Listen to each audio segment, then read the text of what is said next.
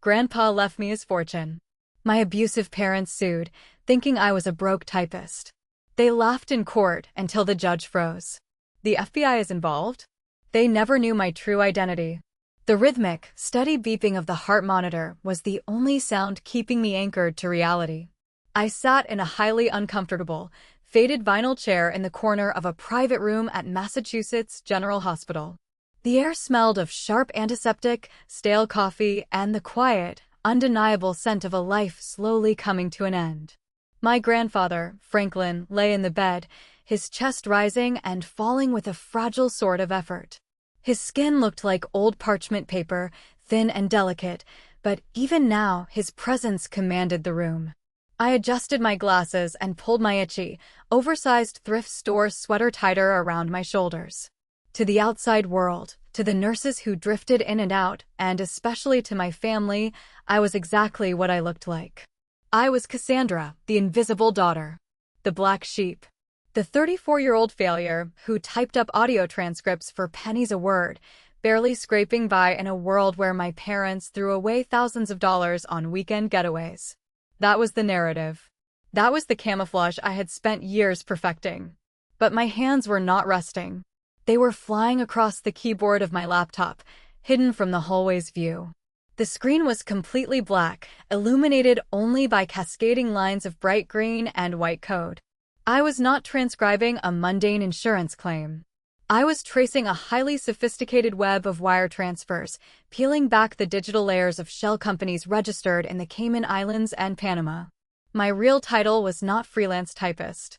I was a senior forensic auditor for the Federal Bureau of Investigation, specifically assigned to a Joint Department of Justice task force. For the past 2 years, I had been the lead investigator on Operation Glass House, a massive federal case tracking millions of dollars embezzled from a construction empire. The twist? The empire belonged to my family, and the primary target of my investigation was my own father.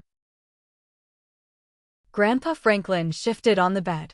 He opened his eyes, clouded but still carrying that sharp, intelligent spark that had built his fortune from the ground up. He looked over at me, and a faint, knowing smile touched the corners of his dry lips. He was the only person in the world who knew I did not type for a living. He knew I worked for the government. He didn't know the classified details, he didn't know I carried a gold federal badge in my bag, and he certainly didn't know he was currently funding a federal sting operation. But he knew I was dangerous to the people who had wronged him. I set my laptop aside, the screen going dark instantly, and picked up a small cup of lukewarm broth. I moved to the edge of his bed, offering him a spoonful. He took it slowly, his hand reaching up to rest over mine. His grip was weak, but the warmth of his skin was a comfort I desperately needed. He was the only parent I had ever truly known. While my father, Gregory, and my mother, Madeline, were busy parading my older brother Donovan around country clubs and boarding schools, Grandpa Franklin was the one who taught me how to fish, how to read a balance sheet, and how to survive in a house full of wolves. "You are working too hard, Cassie," he whispered, his voice raspy and barely carrying over the hum of the medical equipment. "Someone has to keep an eye on the numbers, Grandpa," I replied softly, offering him another sip of broth. "Besides, it keeps me busy." He chuckled, a dry sound that ended in a cough. "They have no idea, do they? They look right at you, and they see absolutely nothing." "That is exactly how I want it," I said, wiping his chin with a napkin. It was true. My family's arrogance was a blinding condition. They were so obsessed with status, designer labels, and net worth that they completely ignored anyone who didn't fit their aesthetic. To them, my cheap clothes and quiet demeanor were proof of my worthlessness. They never stopped to consider that a predator does not wear bright colors when it is hunting. A predator blends in. "Good," Franklin breathed out, closing his eyes against the exhaustion. "Let them underestimate you. Let them think they hold all the cards." He squeezed my fingers, a final burst of energy coursing through his frail frame. "Promise me, Cassie. When I am gone, you will clean house. You will not let them destroy what I built." "I promise," I whispered, holding back the tears that threatened to blur my vision. I knew the ledgers. I knew where the bodies were buried. And very soon, the rest of the world would know it too. The quiet intimacy of the hospital room was shattered by a violent vibration against the plastic tray table. My phone was buzzing aggressively, the screen lighting up the dim room. It was a FaceTime request. The caller ID flashed a picture of my father, Gregory. I felt an immediate knot of tension tighten in my stomach.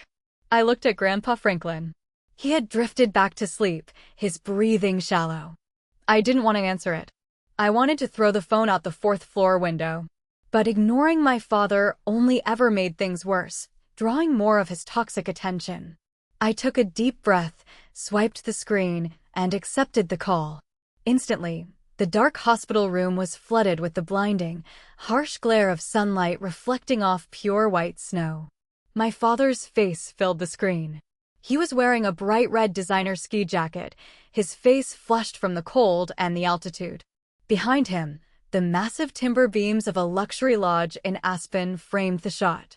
Over his shoulder, I could see my mother, Madeline, lounging by a roaring outdoor fire pit, casually swirling a glass of expensive champagne. They looked like a magazine advertisement for wealth and privilege. There was no greeting. There was no inquiry about how I was doing, or more importantly, how his dying father was doing. "Is he awake?" Gregory barked, his voice distorted by the mountain wind cutting across the microphone. "I have been trying to reach Lawrence all morning. Tell me the old man finally signed the power of attorney, Cassandra." I kept my voice low, angling the camera away from the bed so the noise wouldn't disturb Franklin. "He is sleeping, Dad. The doctors say his organs are shutting down. It is a matter of days, maybe hours. You and Mom need to get on a plane and come back to Boston." In the background, Madeline groaned loudly, making sure the phone picked up her annoyance. "Oh, for heaven's sake, Cassandra, please stop being so dramatic," she called out, not even bothering to look at the screen. "We just got here yesterday. Do you have any idea how hard it was to book this suite? The tickets are non-refundable." I gritted my teeth, gripping the edges of the phone so hard my knuckles turned white. "He is dying, Mom. Your father-in-law is dying." Gregory scoffed, bringing his face closer to the lens. "He has been dying for a year. Listen to me, you useless girl. The corporate board is breathing down my neck. I need full control of those voting shares before the fiscal quarter ends. If he hasn't signed the transfer documents, you wake him up. Put a pen in his hand and physically guide it if you have to. Do you understand me?" I looked at the frail man in the bed. He had spent his entire life building a company that employed thousands of people, only to have his only son treat him like a broken ATM machine. "I am not waking him up to sign corporate paperwork, Dad," I said, my voice eerily calm. Gregory's face turned a dangerous shade of purple, contrasting sharply with the snow behind him. "You are an absolute disappointment, Cassandra," he spat, his voice laced with pure venom. "You contribute nothing to this family.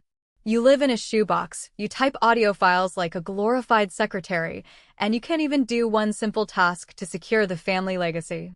Just get the signature, or don't bother showing up to the funeral." Before I could say another word, the screen went black. He hung up. They didn't say goodbye. They didn't ask if Grandpa was in pain.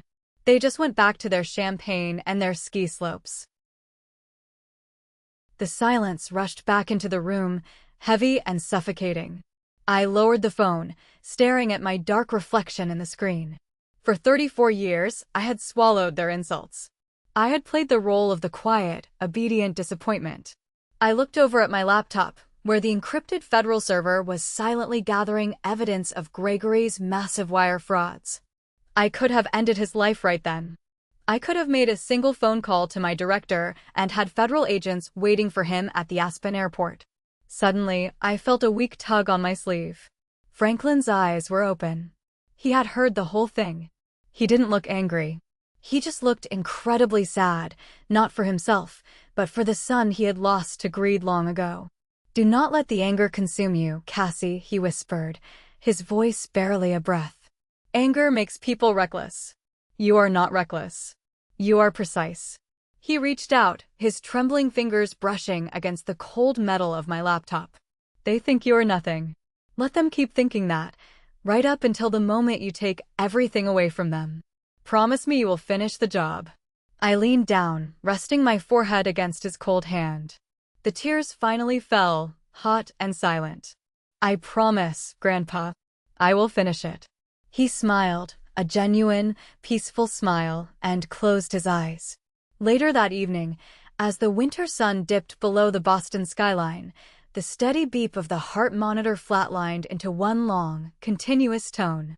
My grandfather was gone, and the countdown to my family's destruction had officially begun.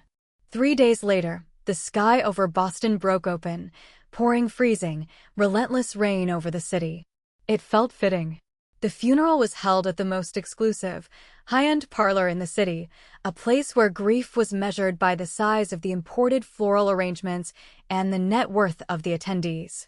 While I stood near the back of the room, staring at the closed mahogany casket and silently saying goodbye to the only man who had ever truly loved me, my family was busy working the room. It was sickening to watch. Gregory was shaking hands with rival CEOs and politicians, accepting their condolences with a practiced, somber nod, while simultaneously slipping in hints about the bold new direction the company would take under his sole leadership. Madeline was huddled with a group of wealthy socialites, wearing a custom black designer dress, loudly complaining about how exhausting it was to plan a funeral on such short notice. They weren't mourning a father. They were celebrating a promotion. When the service finally concluded, the funeral director, a tall man who looked like an undertaker from a Gothic novel, began ushering the immediate family out the side doors toward a line of waiting black stretch limousines. I buttoned up my cheap, off-the-rack black wool coat, pulled my collar up against the biting wind, and followed them out into the storm. Gregory and Madeline got into the lead car first, followed quickly by my older brother, Donovan, and his wife, Natalie. Natalie was a high-powered corporate lawyer, a woman whose entire personality was built on intimidation and billable hours. I walked up to the open door of the limousine, ready to slide into the jump seat. I was exhausted, freezing, and just wanted to get to the cemetery. As I reached for the door handle, a hand slammed against the window frame from the inside, physically blocking my path. I looked up. Donovan was leaning out of the car, his handsome face twisted into a sneer of pure disgust. He didn't move an inch to let me in.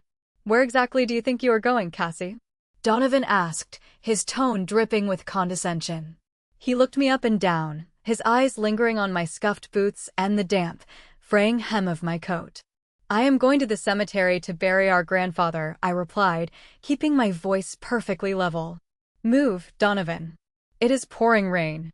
Donovan let out a sharp, mocking laugh. "This car is for the core family. The executives. The people who actually matter to the legacy of this empire. You are just a typist who lives in a dump." From the dark interior of the limousine, Natalie's voice cut through the sound of the rain like a razor blade. "Close the door, Donovan. You are letting the heat out. Look at her, she is soaking wet. She smells like a wet dog. She is going to ruin the Italian leather seats." Madeline leaned forward, her perfectly styled hair completely untouched by the weather. She looked at me with cold, dead eyes. "You heard your sister-in-law, Cassandra. Find your own way. You are used to taking the city bus, aren't you? It builds character." Donovan smirked, the victory evident in his eyes. He reached out and grabbed the heavy door. "Call an Uber, Cassie. Assuming your credit card hasn't maxed out." He slammed the door violently in my face. The heavy lock clicked with a sound of absolute finality. The driver put the car in gear, and the massive black vehicle pulled smoothly away from the curb, driving right through a puddle and splashing freezing, muddy water across my shins. I stood there alone on the sidewalk. The rain instantly soaked through my thin coat, chilling me to the bone. The water dripped down my face, mixing with tears I refused to let fall. I watched the red taillights of the limousine fade into the gray mist of the city. My hand instinctively went to my pocket, resting against the cold plastic of my phone. With one call to my federal supervisor, I could have had a convoy of black government SUVs with flashing lights pick me up in 3 minutes. I could have bought the entire limousine company with the federal funds at my disposal. But I didn't. I pulled out my phone, opened the app, and ordered a standard ride share with a 4.8-star rating. I stood in the freezing rain and waited. They wanted me to be the outsider. They wanted me to be the pathetic, poor sister who had to beg for scraps. Fine. I would play the role perfectly. I would be the invisible ghost they ignored. But what they didn't realize was that ghosts don't just haunt houses. Sometimes, they burn them straight to the ground. The ride to the family estate in Brookline took 40 minutes, giving me just enough time to sit in the back of the heated sedan and dry my hair, though my wool coat remained heavy and damp. The mansion sat on 3 acres of perfectly manicured lawns, a sprawling brick fortress that I had once called home, but now felt like enemy territory. Inside, the house was stiflingly warm and smelled of roasting meats and expensive lilies. The wake was in full swing. Waiters in crisp white jackets navigated through the crowd of Boston's elite, carrying silver trays loaded with champagne flutes and caviar. It looked less like a gathering of mourners and more like a corporate gala. I retreated immediately to the back of the grand library, pressing myself into a quiet corner near the heavy velvet curtains. I just wanted to survive the next 2 hours, hear the reading of the will, and leave. But in this family, silence was never interpreted as peace. It was interpreted as weakness, and weakness was an open invitation to attack. I saw Donovan long before he saw me. He was weaving through the crowd, a large crystal glass filled to the brim with dark red wine in his hand. His face was flushed, likely from a mix of alcohol and the adrenaline of knowing he was about to inherit millions. He was the golden child. The son who had wrecked 3 luxury cars and racked up hundreds of thousands of dollars in underground gambling debts, all of which Gregory had quietly paid off to protect the family name. Meanwhile, I had worked 2 jobs just to pay my own way through a state college. Donovan spotted me in the corner. His eyes lit up with malicious delight. He changed his trajectory, walking straight toward me with deliberate purpose.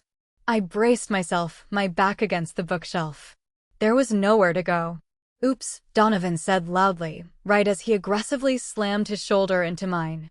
He didn't just spill the drink, he practically threw it. The entire contents of the heavy crystal glass splashed violently across my chest. The freezing liquid soaked instantly through my only clean white blouse, the dark crimson stains spreading over my heart like a gunshot wound.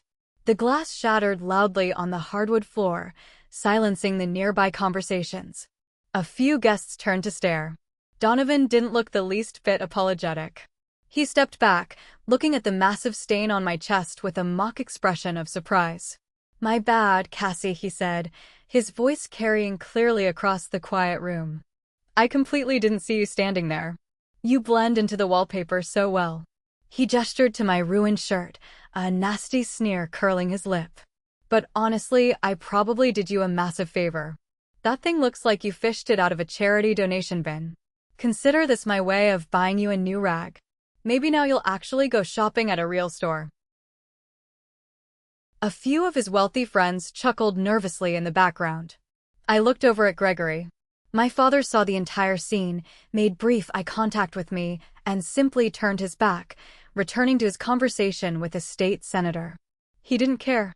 Natalie appeared at Donovan's side, slipping her arm through his. She looked at the red wine dripping onto the expensive Persian rug, and then up at my face.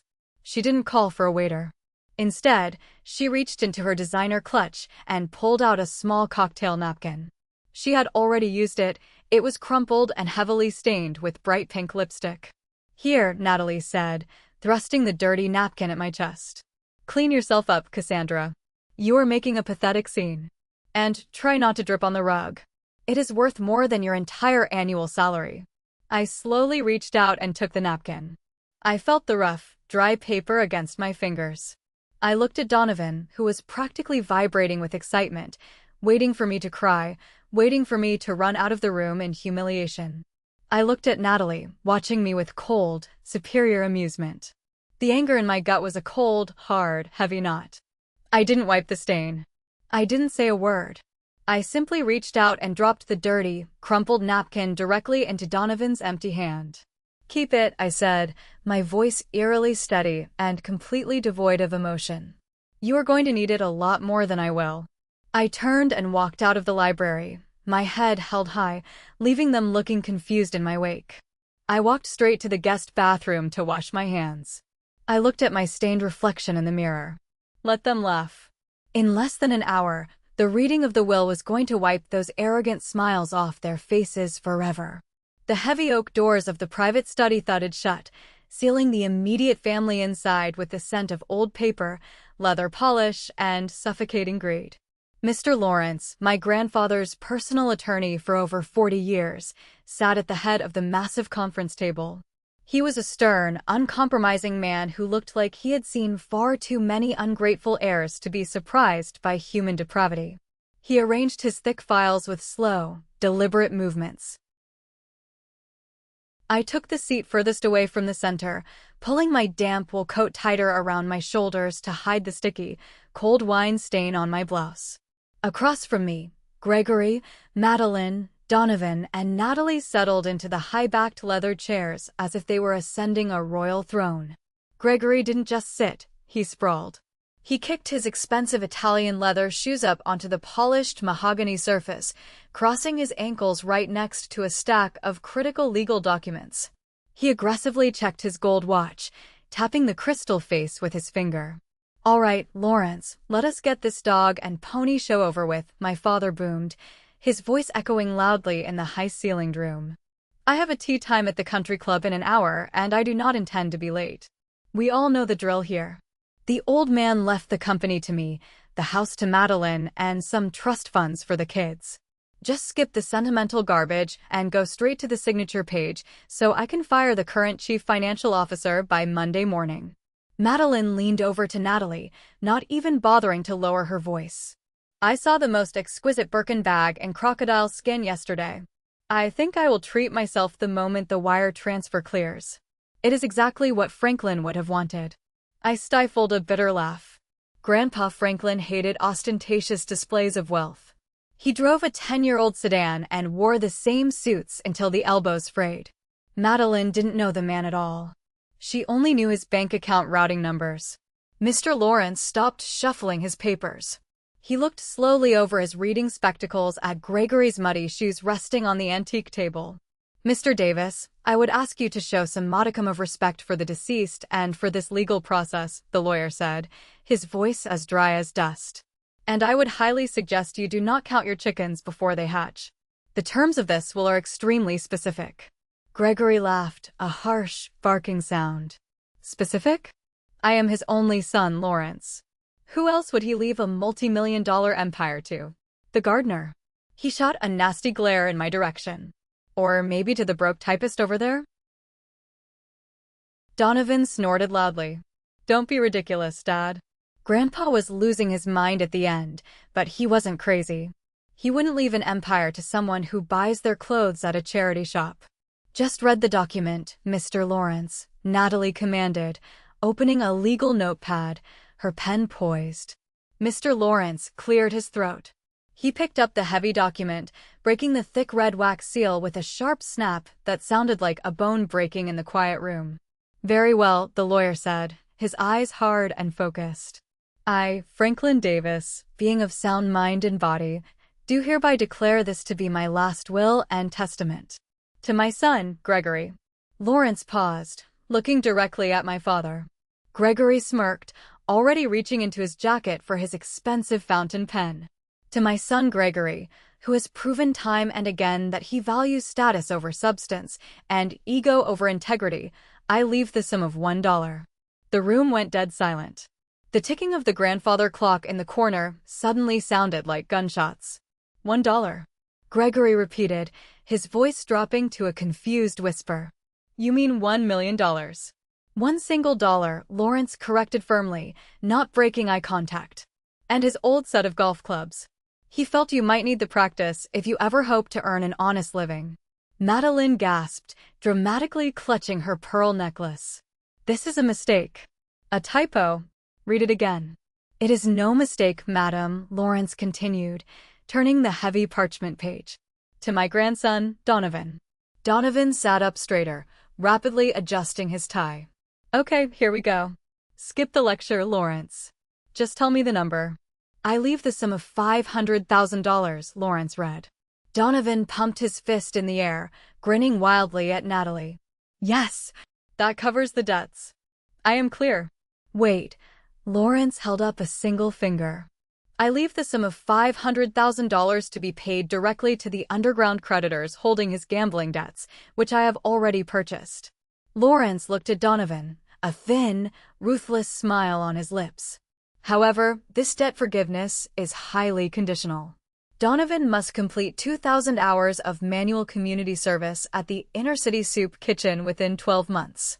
Failure to complete a single hour will result in the immediate reinstatement of the full debt, with interest payable to the estate. Donovan's face drained of all color, turning a sickly shade of gray. Soup kitchens? Me? For a year.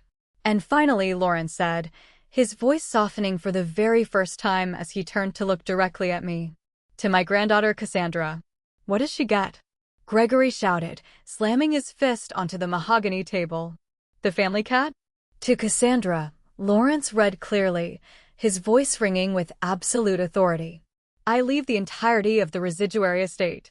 This includes the Brookline Manor and all its contents, the entire investment portfolio held at Vanguard, and most importantly, 51% of the Class A voting shares of Davis Construction. She is the majority shareholder. She is the new owner. The silence that followed was absolute.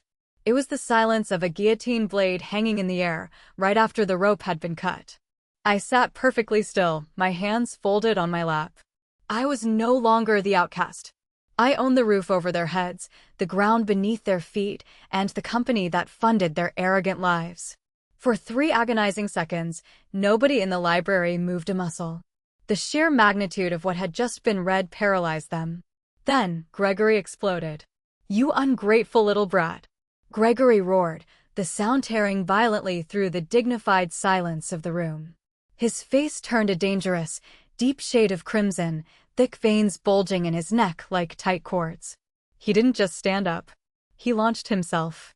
He scrambled completely over the massive polished mahogany table, aggressively kicking aside the stack of legal documents and knocking a crystal water pitcher to the floor, where it shattered into 100 pieces.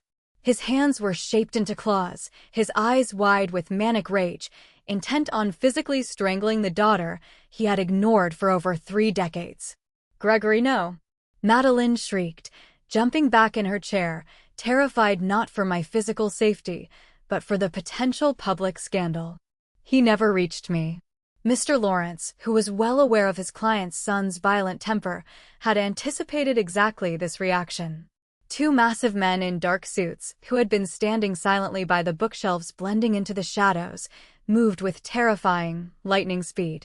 They intercepted my father midair, grabbing his arms and slamming him hard back against the oak paneling with practiced, brutal efficiency. Get your hands off me! Gregory screamed, struggling uselessly against their iron grip, kicking his expensive shoes out like a petulant toddler. She stole my company. That money is mine. She is a thief. I didn't flinch. I didn't move away. I sat there for a long moment, watching the man who had terrified me my entire childhood being physically restrained like a common street thug. The fear I used to feel was entirely gone. In its place was a cold, hard, unbreakable resolve. I slowly stood up, brushing the dried wine stain on my shirt as if it were nothing but a speck of dust. I walked calmly around the table, my boots clicking rhythmically on the hardwood floor until I was standing just out of his reach. Breathe, Gregory, I said, my voice steady, professional, and entirely devoid of emotion. I dropped the word Dad forever. You are going to give yourself a massive heart attack, and I have not approved the new corporate health insurance premiums yet. I will kill you, he spat, actual spittle flying from his lips onto the floor. No, you will not, I replied, looking him dead in the eye. What you will do is go home, take a cold shower, and show up at the corporate office tomorrow morning at exactly 8 o'clock. I am bringing in an external forensic audit team. We are going to go through the books, Gregory. Every single ledger. Every single expense report from the last 5 years.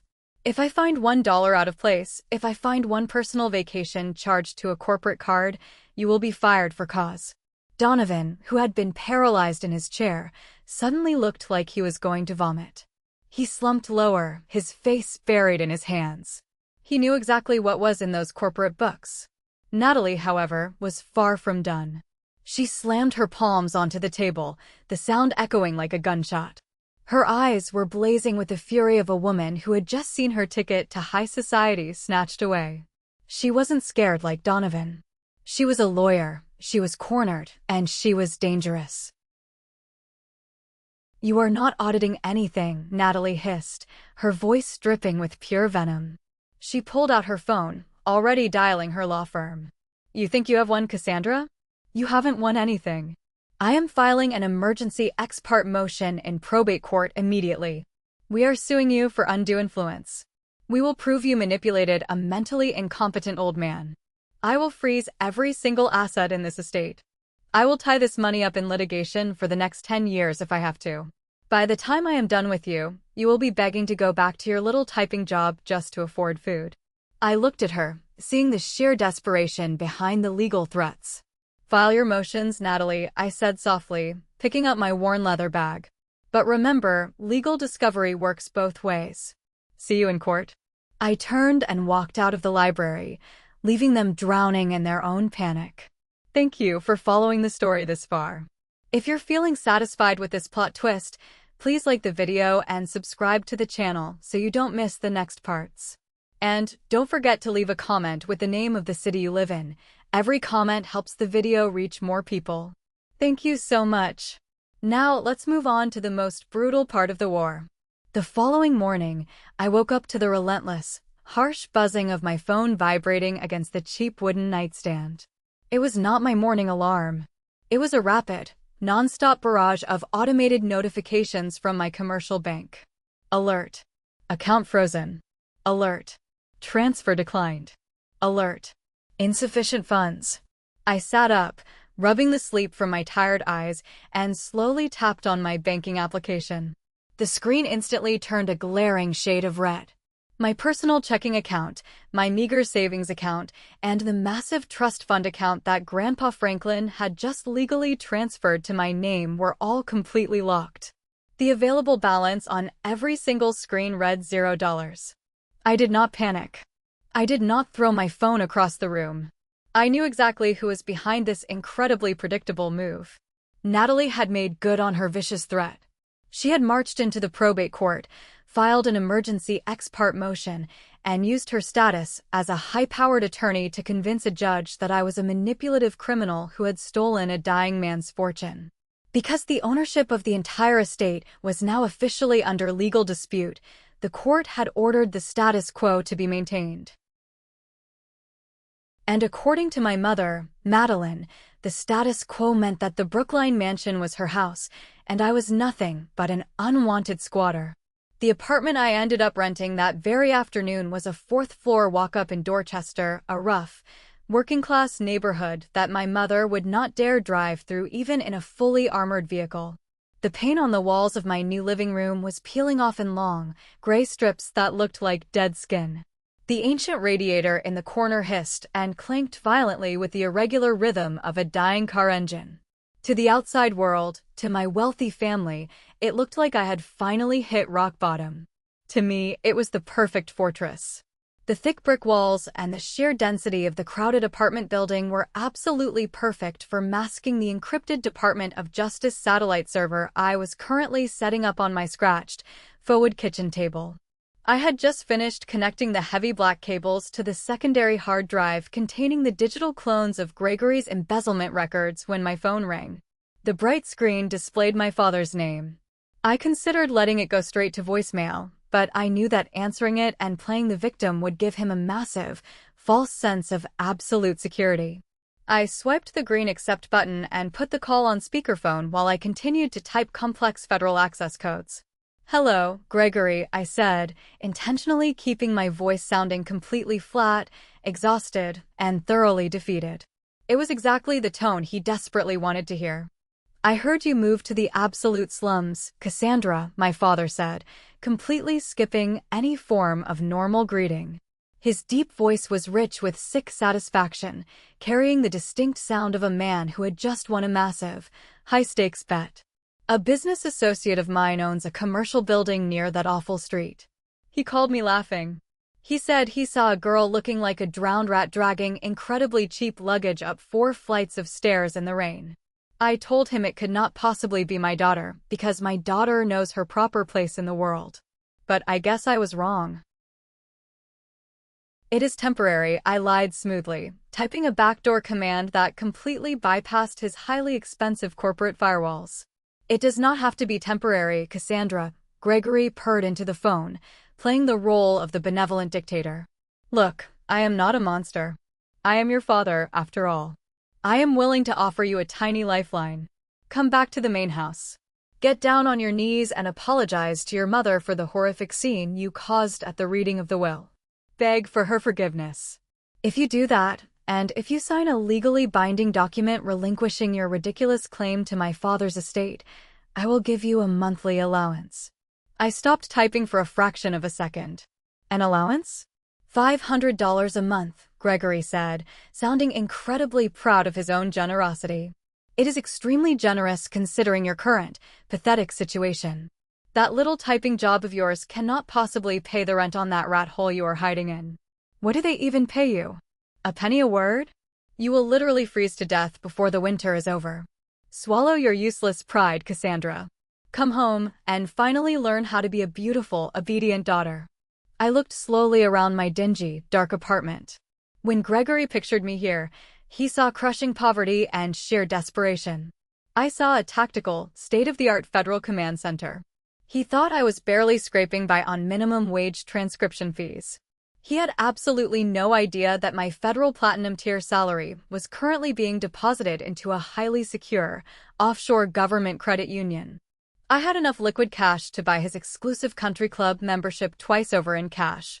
Keep your money, Gregory, I said, my voice trembling just enough to sound like I was crying. You are going to need every single penny of it for your legal fees.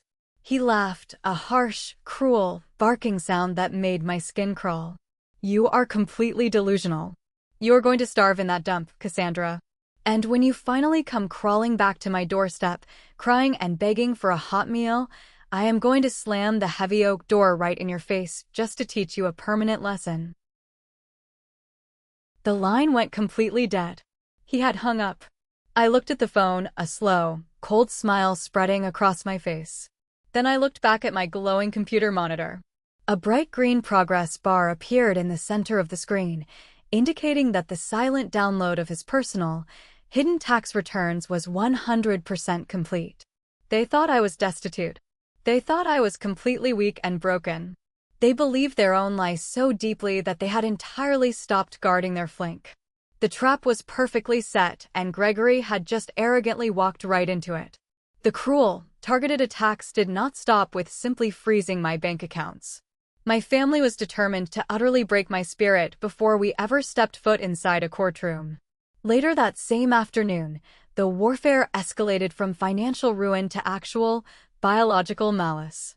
I was sitting in my squeaky desk chair, deeply engrossed in analyzing a highly complex series of shell company transactions, when a new notification popped up on my phone screen. It was not a text message from a friend, nor was it a standard bank alert. It was an automated, urgent email directly from the corporate health insurance provider. The subject line read, "Notice of coverage termination." I clicked on the email. The message was brief and devastatingly clear. My premium health coverage under the Davis Construction Group corporate plan had been permanently terminated, effective immediately. The listed reason was employee termination. I stared at the glowing screen, letting the reality of their cruelty wash over me. I had been continuously listed on the company insurance plan since I was 21 years old, first as a dependent student and later registered as an independent consultant. It was the one single thing my grandfather Franklin had fiercely insisted upon, ensuring that I always had immediate access to the best medical specialists in the city. Gregory knew exactly why that was so important. He knew I had suffered from chronic, severe asthma since I was a small child. He knew my medical history involved highly expensive emergency inhalers and daily prescription medications just to keep my lungs functioning normally. Removing my access to healthcare was not a calculated corporate business decision designed to save the company money. It was an intentional act of biological warfare. 30 seconds after the automated alert, a personal email arrived in my inbox. The sender was Gregory. The subject line was simply 2 words, "Good luck." I opened it. My father's typing was aggressive, the font unnecessarily large and bolded. Cassandra. As the chief executive officer of this company, I have personally reviewed our corporate benefits packages. We can no longer financially support non-essential, hostile personnel on the company dime. Premium, top-tier healthcare is a special privilege strictly reserved for those who actually contribute to the family legacy. Since you have selfishly chosen to be a bitter adversary, you are completely on your own. I truly hope you do not get sick this winter. I hear a single emergency ambulance ride can cost over $3,000. Try not to break a leg walking up those 4 flights of stairs to your slum apartment. Dad. He was trying to terrify me. He wanted me to sit in my cold apartment and vividly imagine a terrifying future where a single, unexpected asthma attack or a minor accident would completely bankrupt me. He wanted me to feel the crushing, inescapable weight of the American medical system pressing down on my chest, forcing me to crawl back to him on my hands and knees, begging for a life-saving prescription. I leaned back in my creaky chair, looking at the ceiling, and started to laugh. It was a dry, utterly humorless laugh, but it was incredibly real. Gregory thought he had just sadistically cut my main lifeline. He had absolutely no idea that for the last 5 years, I had been comprehensively covered under the Federal Employees Health Benefits Program. My classified position with the Department of Justice came with exclusive, platinum-tier medical coverage, the exact kind of insurance that federal judges and state senators used. I had 0 deductibles, 0 copays, and instant access to literally any top medical specialist in the entire country. My lungs were safer than his company's plummeting stock price. But I certainly did not reply and tell him that. If he knew I was totally safe, he would stop escalating his attacks. And I desperately needed him to keep escalating. I needed him to definitively prove, in writing, that he was aggressively using his corporate executive power to personally retaliate against the majority shareholder of the company. I hit the reply button, carefully crafting my response to be as short, pathetic, and desperate as possible, exactly the way his massive ego demanded. Gregory, please don't do this. I have 2 prescriptions I need to fill by Friday. This is physically dangerous for me. Are you officially saying I am fired? His arrogant response was almost immediate. You were never hired in the first place, Cassandra. You are absolutely nothing. Figure it out yourself. I smiled a cold, shark-like smile and quickly captured a high-resolution screenshot of the entire email exchange. I opened my digital federal case file on my secure server and dragged the image directly into a specific folder labeled Evidence of Malice and Retaliation.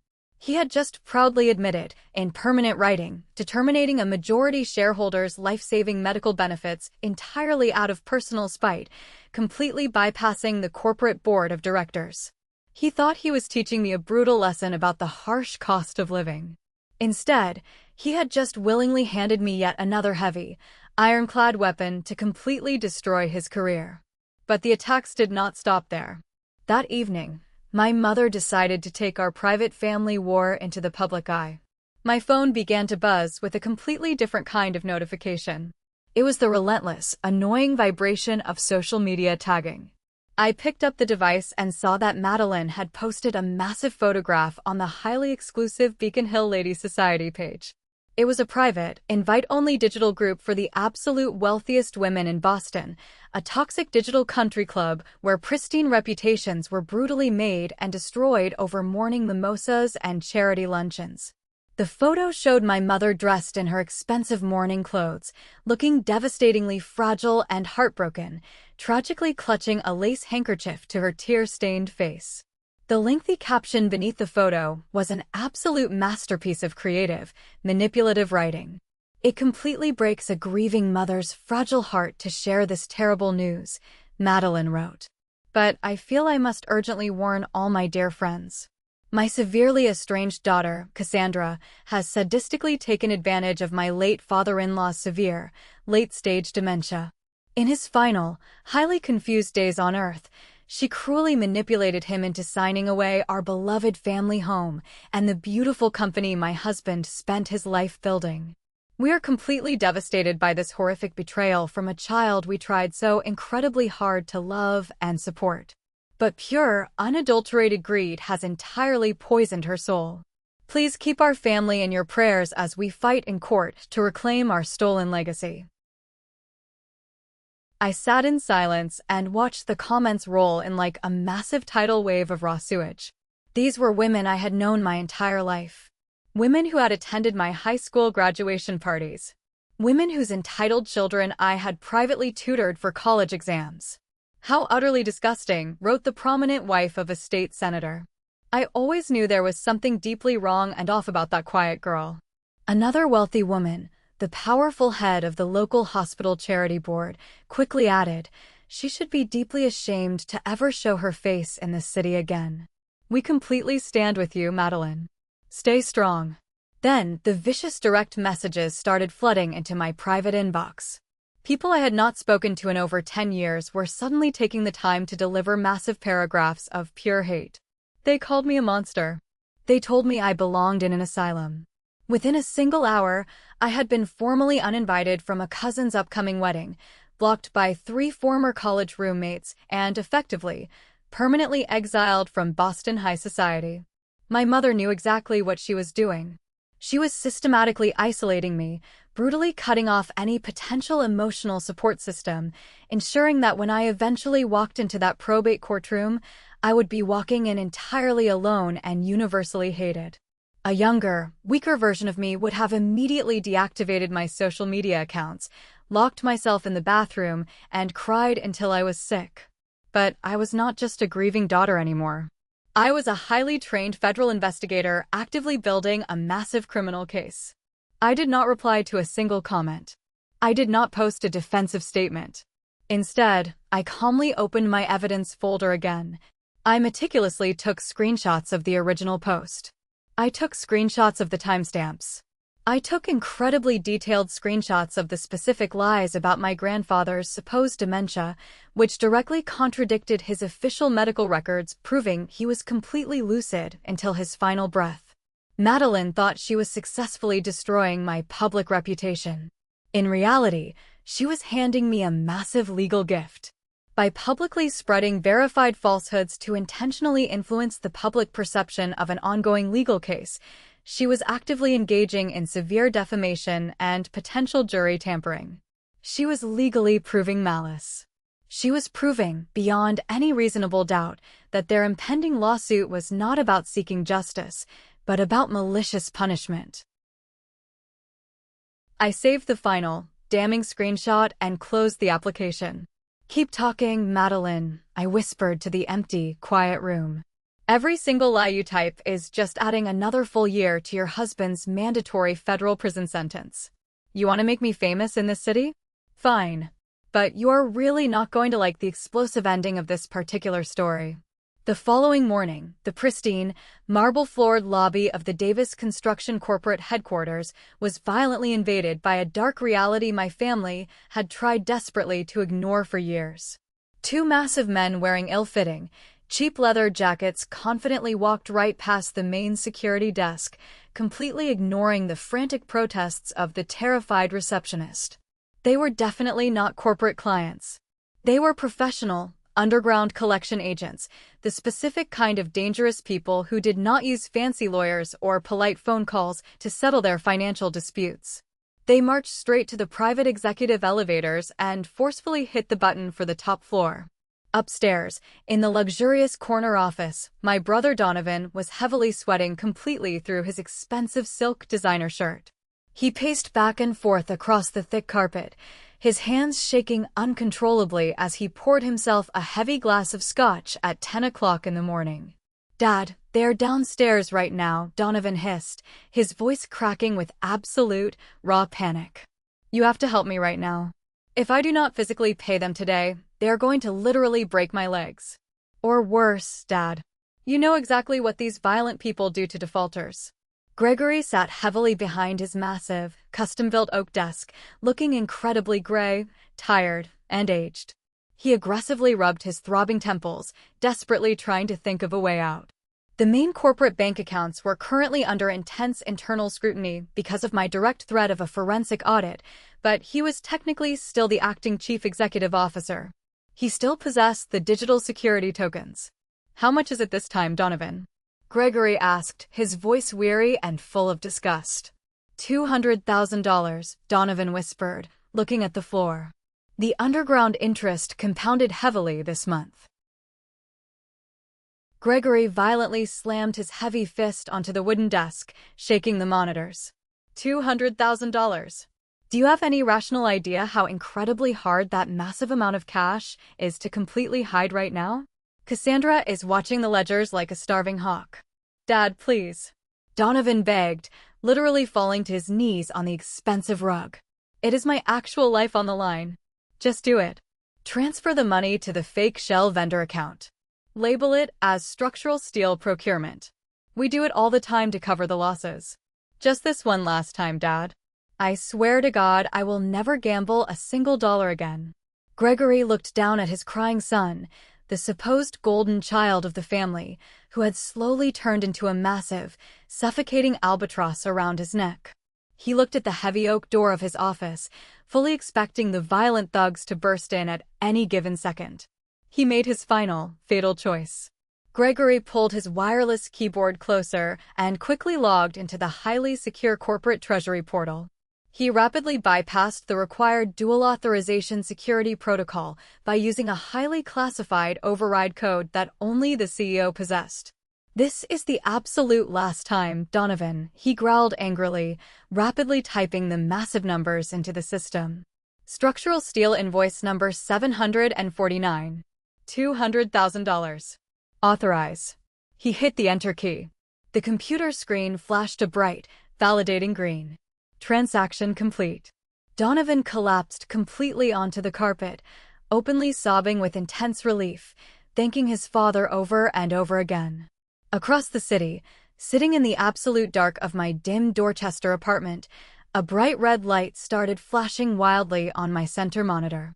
It was immediately followed by a shrill, piercing digital alarm that violently cut through the quiet room. I spun my chair around and quickly maximized the tracking window.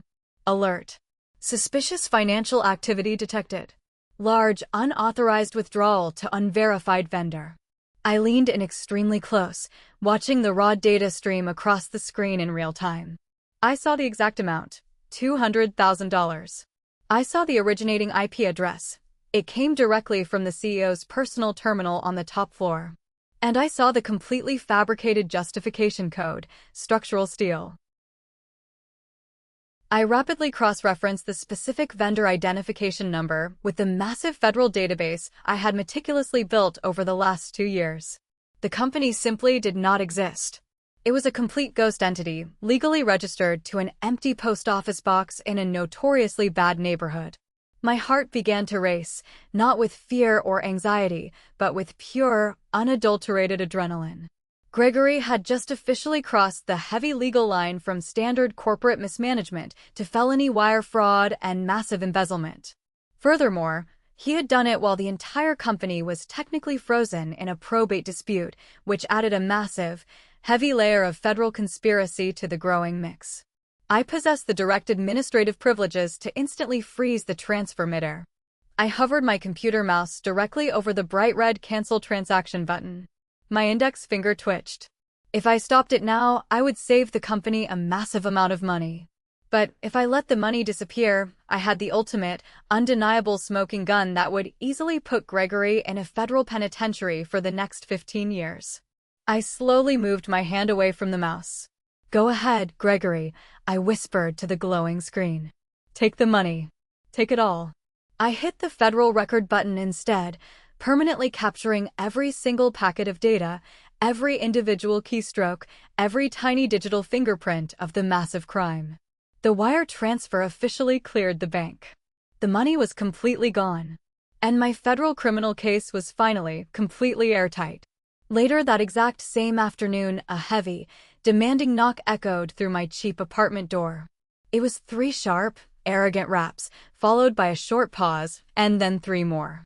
I quietly checked the dirty peephole and let out a long sigh. It was my mother, Madeline. She was wearing a highly expensive designer trench coat and oversized, dark sunglasses, completely failing to look inconspicuous in a working-class neighborhood she clearly believed was physically contagious. I slowly unlocked the deadbolt and opened the door, but I intentionally did not step aside to let her in. "What exactly do you want, Madeline?" My mother aggressively pushed past my shoulder, dramatically wrinkling her nose at the lingering smell of old cooking oil and cheap bleach that permanently permeated the narrow hallway. She looked around my extremely sparse living room, taking in the peeling gray paint and the mismatched, cheap furniture with a look of highly vindicated pity. "I brought the official legal papers, Cassandra," she said, reaching into her massive designer handbag and pulling out a thick, white envelope. "Natalie personally drafted them this morning. It is a highly generous settlement agreement. You simply sign over full control of the voting shares and the estate, and we will entirely drop the painful lawsuit. Your father is even willing to let you permanently keep your grandfather's old jewelry. Consider it a very generous parting gift." She casually tossed the heavy envelope onto my small kitchen table. She threw it directly on top of a massive stack of complex forensic accounting spreadsheets I had been openly analyzing. The physical force of her throw caused the papers to slide, fanning out widely across the table surface. I walked over and picked up the envelope, not even opening it. "I am absolutely not signing anything, Madeline." Madeline rolled her eyes in exaggerated annoyance. "Do not be so incredibly stubborn, Cassandra. Look at this awful place. You are literally living in squalor. We are offering you a golden way out." As she spoke, her sharp eyes drifted down to the messy table. She frowned slightly, her gaze locking onto the complex financial charts and brightly highlighted bank routing numbers printed on the documents. These were clearly not standard audio transcription logs. They were highly detailed, professional flowcharts of money laundering schemes involving offshore shell companies in Panama. "What exactly is this?" she asked, reaching her hand out. I intentionally moved just a fraction of a second too late. She snatched a thick sheet of paper off the table, her eyes rapidly scanning the long columns of massive numbers. It was a detailed list of offshore transactions heavily linked to a fake pseudonym Gregory frequently used. "Myers Global Holdings," she read aloud, her voice trembling slightly. $2 million. What is this, Cassandra? Why do you have complex bank records with these massive amounts? She looked up at me, her eyes suddenly narrowing with intense, dark suspicion. "You are forging financial documents, aren't you? That is exactly how you are planning to miraculously win the lawsuit. You are sitting here creating completely fake evidence to maliciously frame your own father." "Give that back to me right now," I said, stepping forward and aggressively snatching the paper directly from her hand, feigning pure panic. "Do not touch my private work. You do not understand what you are looking at." "Oh, I understand perfectly well," she hissed, taking a step back. "You are an actual criminal. You are sitting here in this miserable dump, manually manufacturing disgusting lies. I knew you were desperate for the money, but I really did not think you were stupid enough to leave your forged evidence lying around in plain sight." She lunged forward toward the table again, aggressively grabbing another large handful of papers. I let her do it. In fact, I completely stepped back, giving her full access. Among the completely useless decoy papers she frantically grabbed was a dummy file folder I had intentionally planted, clearly labeled Project Clean Sweep, strictly confidential.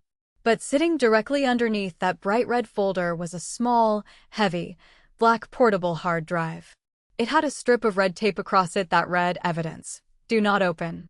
She grabbed the hard drive too, her fingers wrapping tightly around the cool metal casing.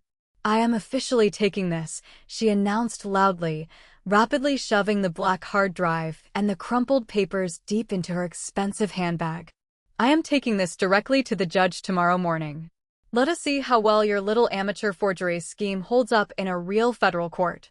"Madeline, wait," I shouted, raising my hands and expertly feigning absolute, terrified panic. "You cannot possibly take that drive. That is highly classified private property. You have no idea what is on there." "Watch me," she said, smiling a massive, triumphant smile for the first time in weeks. She turned on her expensive heels and marched triumphantly out the door, her shoes clacking loudly on the cheap linoleum floor. She thought she had just successfully seized the ultimate weapon that would completely destroy my life. She had absolutely no idea she had just willingly stolen a highly active federal tracking device, loaded with the exact, unalterable evidence that would directly implicate her as a willing accomplice to massive obstruction of justice. I slowly closed the door and slid the deadbolt locked. I waited in complete silence for exactly 10 seconds. Then I walked calmly over to the dirty window and watched her quickly get into her luxury car parked on the street below. I picked up my secure federal phone and dialed my direct supervisor at the FBI field office. "The target has successfully taken the bait," I said, my voice completely devoid of the panic I had just faked. "The internal tracking beacon is now fully live.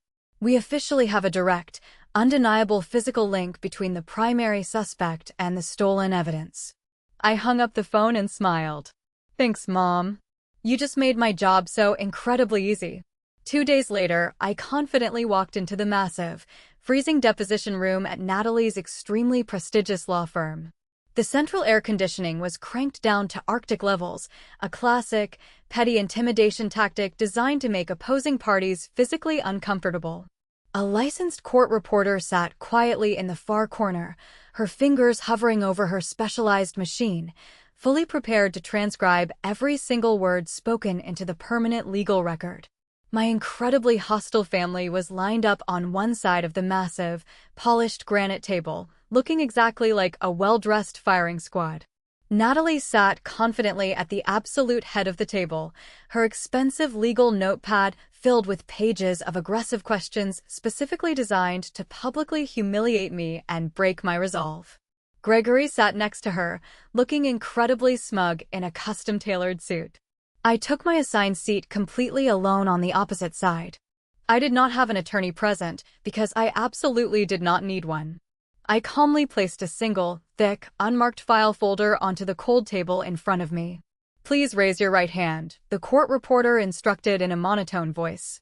"Do you solemnly swear to tell the truth, the whole truth, and nothing but the truth under penalty of perjury?" "I do," I said, my voice strong and completely steady. Natalie didn't waste a single second. She aggressively clicked her expensive pen and leaned far across the table. "Please state your full legal name and current occupation for the permanent record."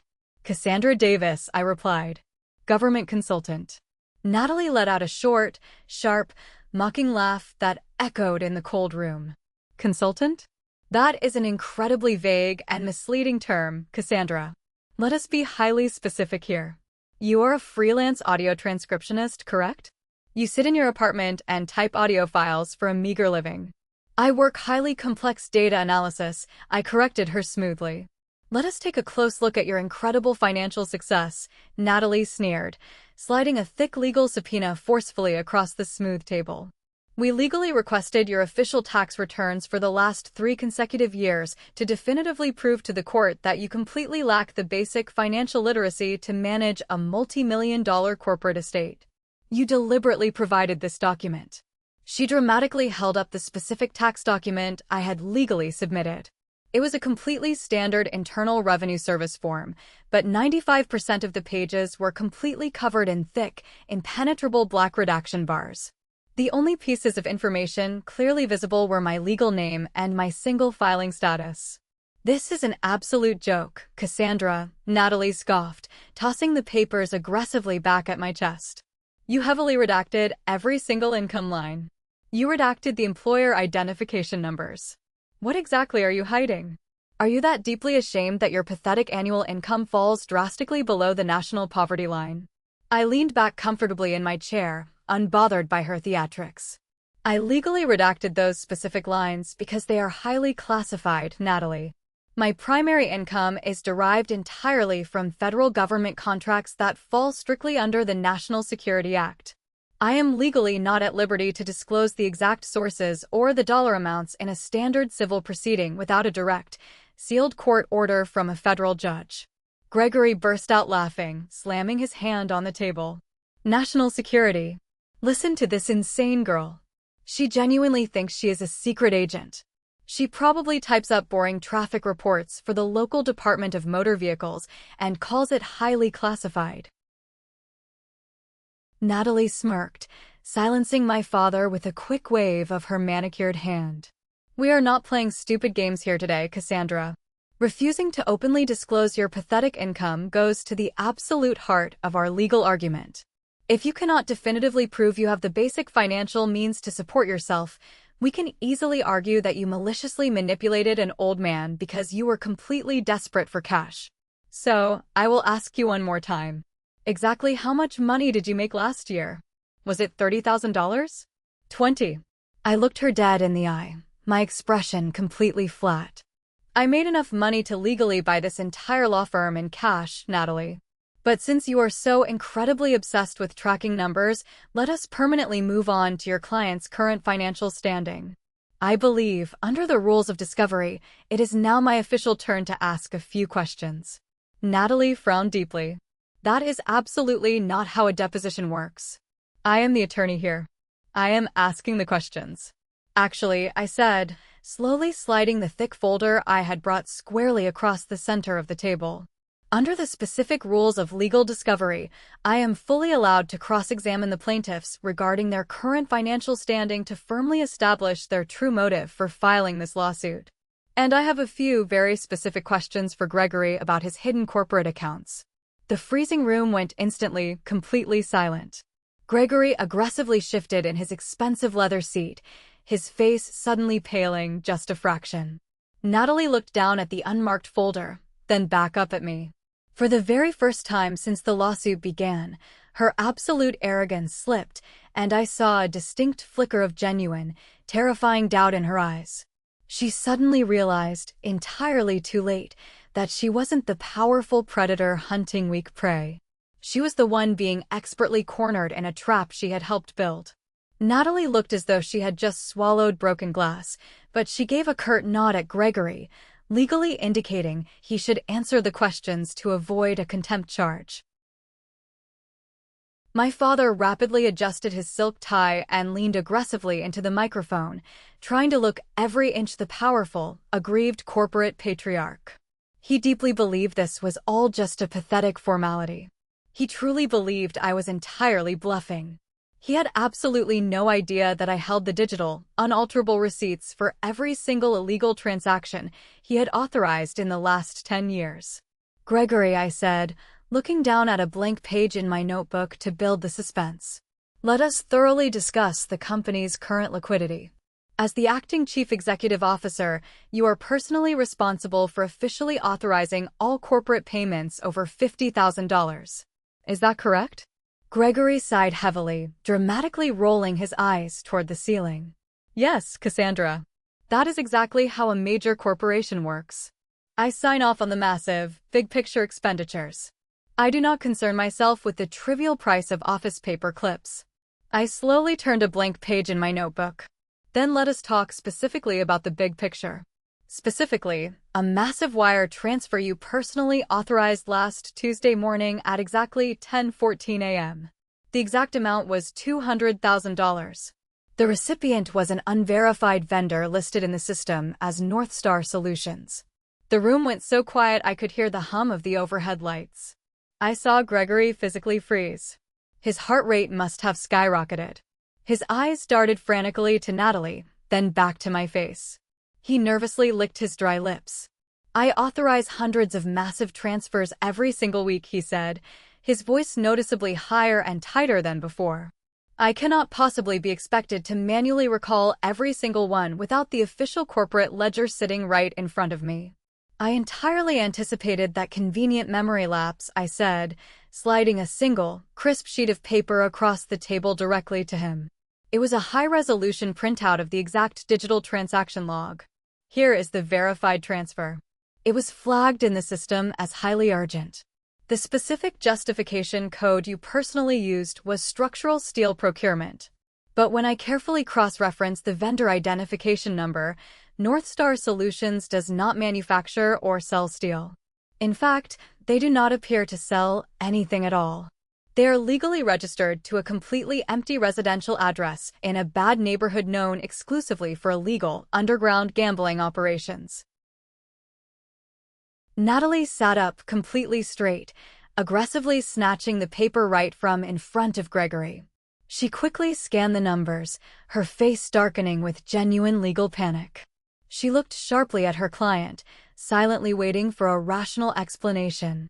Gregory violently slammed his hand on the table again, desperately trying to regain total control through sheer volume. This is absolute harassment. You are on a pathetic fishing expedition, Cassandra. Northstar is a highly specialized logistics consultant. They provide critical strategic advice. A consultant, I repeated, keeping my voice incredibly even and slow. So you're officially testifying today, under oath, on the permanent legal record, that this $200,000 was strictly for legitimate corporate consulting services, and absolutely not for, say, illegally paying off a massive personal gambling debt for a family member? Gregory glared at me, pure, unadulterated hatred radiating from him in actual waves. He knew that I knew the truth. But his massive ego also knew that if he admitted to felony embezzlement right now, with a court reporter typing every word, he would instantly lose the company, his wealth, and his freedom. He chose the only path his arrogance allowed. He doubled down on the lie. It was strictly for consulting, Gregory lied smoothly, his cold eyes locked completely onto mine. Critical, necessary strategic consulting. It was a 100% legitimate business expense. And you personally verified the final work product of this consulting firm yourself? I asked, giving him one absolute final chance to recant his statement before the trap snapped shut. Yes, I absolutely did, he snapped angrily. Every single dollar was completely accounted for. Now move on. I looked slowly down at my notebook. I calmly picked up my pen and wrote a single word in massive block letters across the blank page: perjury. Thank you, Gregory, I said, calmly closing the folder. I have absolutely no further questions regarding this specific transaction. Natalie looked at me with severely narrowed, suspicious eyes. She was an apex legal shark, and she clearly sensed fresh blood in the water. She knew her client was lying through his teeth. She just did not understand why I had seemingly let him get away with such an obvious lie so incredibly easily. She did not realize that I absolutely did not need him to dramatically break down and confess. I just needed him to confidently tell the lie on the official, sworn record. Once that lie was permanently transcribed by the court reporter, the simple corporate lie officially became a massive federal felony. Gregory had just confidently walked into the prison cell and locked the heavy iron door directly behind himself. Later that afternoon, the mood inside the grand library of the Davis family estate was entirely frantic, electric, and vibrating with dark anticipation. Gregory had retreated to his private study with a full bottle of scotch, his hands still shaking from the intense pressure of the deposition. But Madeline, Donovan, and Natalie were tightly huddled around the stolen black hard drive like witches surrounding a glowing cauldron. Donovan had eagerly connected the stolen federal device to his expensive laptop, fully expecting to instantly find all of my deepest, darkest secrets. Instead, a massive, glaring red dialog box completely barred their entry. It demanded a complex, multi-tiered alphanumeric password. Try her birthday again, Madeline snapped, impatiently tapping her expensive manicured nails against the mahogany table. Try the stupid dog's name she had when she was 10. Try absolutely anything, Donovan. I literally tried everything, Mom. Donovan groaned loudly, running a frustrated hand through his styled hair. I tried her birthday, Grandpa's birthday, even the exact date she graduated from that pathetic state college. It is useless. This is a massive, military-grade encryption firewall. We are absolutely not getting in without the specific digital key. Madeline paced the room furiously, her sharp heels sinking deeply into the expensive Persian rug. We absolutely need to see what is hidden on that drive. She was completely terrified when I took it from her apartment. That absolutely means it holds the exact, devastating leverage we need to legally crush her tomorrow. Call that shady friend of yours, Natalie suggested, her eyes narrowing as she stared at the locked screen. The one who illegally fixed your failing grades in college. Donovan hesitated, looking nervous. You mean Kevin? He is incredibly expensive, Natalie. And what he does is not exactly legal. I do not care about what is legal anymore.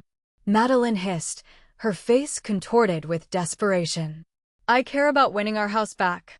Get him over here right now and offer him double his usual rate. Exactly 1 hour later, a young, pale man wearing a dark hoodie sat comfortably in my late grandfather's antique leather chair, typing furiously on a specialized keyboard. Kevin the hacker did not ask any questions about where the drive came from. He simply accepted the thick white envelope of cash Madeline slid across the desk, plugged in a secondary decryptor tool, and went straight to work. The library was dead silent, save for the rapid, endless clicking of keys.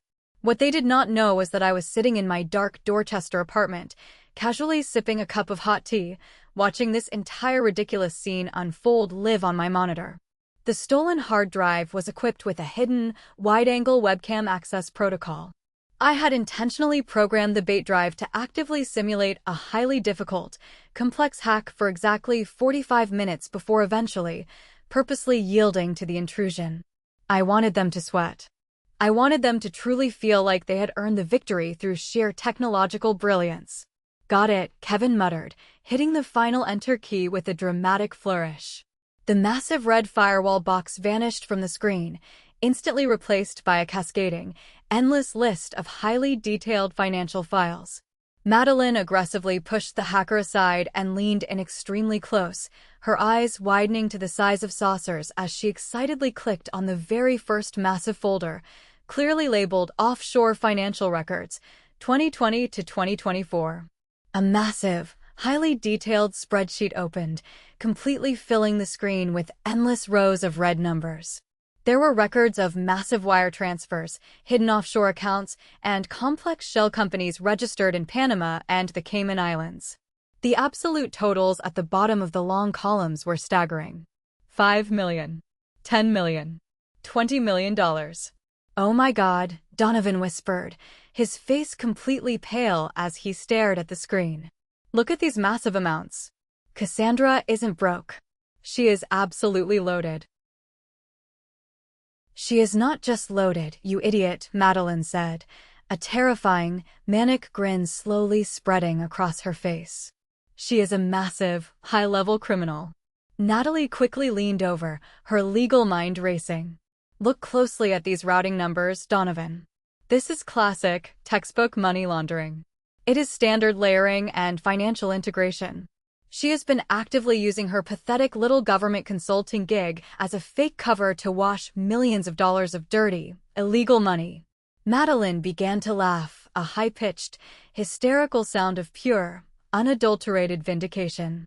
She pointed aggressively at the glowing screen, her finger trembling with sheer, malicious excitement. We finally have her. Madeline crowed, clapping her hands together. We completely have her. This is exactly why she aggressively redacted her tax returns today. This is why she lives in a miserable dump in the slums. She is secretly hiding a massive fortune in highly illegal assets. If we confidently turn this hard drive over to the federal prosecutor tomorrow morning, she goes straight to federal prison for the next 20 years. But Mom, Donovan asked, frowning slightly in a rare moment of logic. Why would a massive criminal keep all her illegal records on a portable drive clearly labeled confidential? Because she is incredibly arrogant, Madeline declared, viciously slamming the laptop shut and yanking the drive out of the USB port.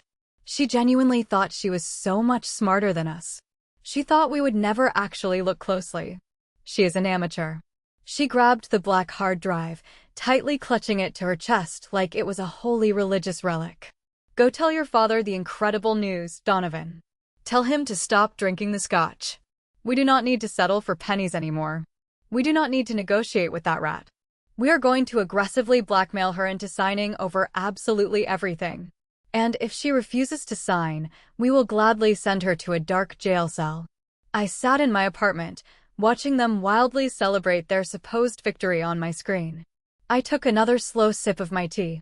They were so utterly blinded by their own incredible greed and hatred that they completely failed to realize they were eagerly digging their own family's financial grave.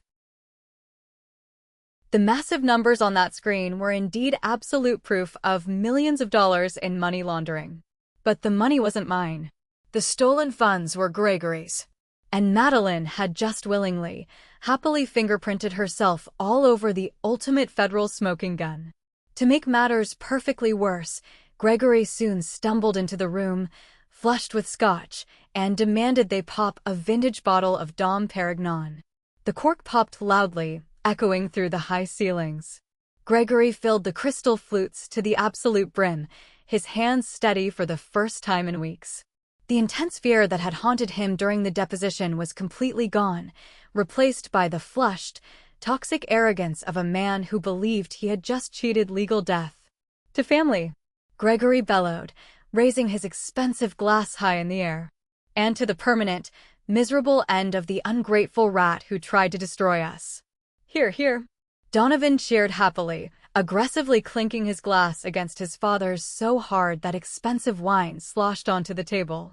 They laughed loudly, a collective, dark sound of pure malice that completely filled the room. They were so incredibly drunk on their own fabricated narrative that they entirely failed to notice the obvious, glaring truth staring them right in the face. They completely failed to notice that the massive account numbers on the spreadsheet perfectly matched the secret offshore accounts written in Gregory's locked desk drawer. They failed to notice that the exact dates of the massive transfers coincided perfectly with the construction company's catastrophic financial losses over the last 5 long years. Tomorrow morning, they were actively planning to confidently walk into a federal probate court, proudly hand the judge a digitally signed confession of their own massive embezzlement, and smile while doing it, genuinely thinking it was my ultimate death warrant. Drink up, family, I whispered to the glowing screen, closing the video feed. Enjoy the incredibly expensive champagne tonight, because it is absolutely the last expensive bottle you will be drinking for a very, very long time. The following morning, the heavy, mahogany-paneled walls of Judge Mitchell's federal probate courtroom seemed to hum with the intense, heavy weight of impending doom. The air conditioning was high, keeping the massive room uncomfortably cold, preserving the austere, unforgiving atmosphere of the law. I sat completely alone at the defense table, wearing a simple, sharp, dark navy suit I had purchased years ago. I kept my hands folded neatly on the smooth wooden table, my face an absolute, unreadable mask of calm. Across the wide center aisle, the plaintiff's table looked like a victory parade. Gregory was wearing his most expensive, custom-tailored Italian suit, a smug, relaxed smirk permanently plastered across his face. Madeline sat next to him, wearing an impeccably tailored cream dress, looking around the gallery with the incredibly proud posture of a queen who had just successfully crushed a peasant rebellion. Donovan was actively whispering jokes to Natalie, trying hard to suppress a laugh. They were completely radiating pure, toxic confidence. "All rise," the heavy-set bailiff boomed, his deep voice easily cutting through the low murmur of the assembled crowd. The Honorable Judge Mitchell presiding. We all stood as the heavy oak door behind the towering wooden bench swung open. Judge Mitchell walked in, his black robes billowing around him like a dark storm cloud. He was an older man, famous in the district for his absolute lack of patience for legal theatrics or corporate entitlement. He did not look at the crowded gallery. He did not look at Gregory's smug face. He walked straight to his high-backed leather chair, sat down heavily, and meticulously arranged his thick files with terrifying precision. His sharp eyes scanned the large room, finally landing directly on me. There was absolutely no flicker of recognition, no subtle hint of the highly classified, 30-minute phone call we had shared late last night. To the outside world, he was a completely neutral arbiter of the law. To me, he was the executioner, and his axe was already raised. "Be seated," the judge commanded, his voice gravelly and impatient. "We're here today on the highly contested matter of the estate of Franklin Davis. Counsel for the plaintiff, you filed an emergency motion late last night. You may proceed." Natalie stood up instantly. She picked up her expensive leather briefcase and walked confidently to the center of the room, her high heels clicking a steady, aggressive rhythm on the polished parquet floor. She didn't look at the judge immediately. Instead, she turned and pointed a manicured finger directly at me, making sure the entire gallery saw the accusation. "Your Honor," Natalie began, her voice projecting clearly to the back of the room, dripping with righteous indignation. "We are not just here today to contest a simple will. We're here to urgently prevent an ongoing, massive criminal enterprise." She walked briskly back to her table and dramatically picked up a clear, thick plastic evidence bag. Inside the clear bag was the small, black hard drive my mother had stolen from my apartment. The bright red tape labeled "Confidential" was clearly visible under the harsh courtroom lights. "My clients have recently uncovered highly disturbing, undeniable physical evidence regarding the true nature of the defendant, Cassandra Davis," Natalie continued, holding the bag high up for the entire gallery to see. "While the defendant constantly portrays herself to this court as a humble, poverty-stricken transcriptionist and a grieving granddaughter, the deeply encrypted contents of this specific hard drive tell a very different, highly illegal story." Gregory leaned back in his comfortable chair, crossing his arms and grinning widely. Madeline gently patted his arm, her eyes shining with malicious, pure delight. Natalie approached the judge's tall bench. "Your Honor, this specific drive contains massive, highly encrypted ledgers detailing millions of dollars in illegal wire transfers to secret offshore accounts in Panama and the Cayman Islands. These are absolutely not the meager savings of a freelance typist. These are the illicit proceeds of a massive money laundering operation. We strongly believe the defendant has been illegally using her grandfather's company network to launder millions in dirty funds, and we argue that this completely disqualifies her from legally serving as the majority shareholder of this corporate estate." A wave of loud whispers instantly erupted throughout the courtroom gallery. I sat perfectly still, not moving a single muscle. I did not object to her wild statements. I did not look the least bit surprised. I simply sat and watched Natalie enthusiastically dig her own professional grave much deeper. Judge Mitchell looked down at the clear evidence bag. He adjusted his reading glasses and leaned far over the heavy bench. "Let me be extremely clear, Counselor," the judge said, his voice dropping to a dangerously soft, low register. "You are officially submitting this physical hard drive into the permanent record as undeniable evidence of the defendant's criminal activity?" "Yes, Your Honor," Natalie stated proudly, placing the plastic bag squarely on the edge of the judge's bench. "We are urgently filing a motion to freeze all of her remaining assets immediately and to remand her into state custody pending a full federal investigation." "And how, exactly, did you come into physical possession of this highly encrypted drive?" the judge asked, slowly picking up the bag and closely inspecting the red seal. Natalie did not hesitate. "It was legally discovered in the family home, Your Honor. In a shared common area. The defendant carelessly left it behind. It was a blatant, calculated lie. A massive lie officially recorded on the permanent court record. A lie that illegally turned a felony theft into a supposed legal discovery." "I see," Judge Mitchell said. He did not hand the bag back. Instead, he placed it down next to his heavy wooden gavel. "And the plaintiff is willing to testify to this discovery under oath?" "Absolutely, Your Honor," Natalie said. "I call Madeline Davis to the stand." Madeline practically glided to the witness stand with the elegant grace of a woman who genuinely believed she was about to be canonized as a saint. She placed her manicured hand on the Bible and swore to tell the absolute truth with a steady, confident voice that betrayed absolutely no hint of the massive perjury she was about to commit. "Madeline," Natalie asked, her voice soft and highly sympathetic, "can you please tell this court exactly how you found this drive?"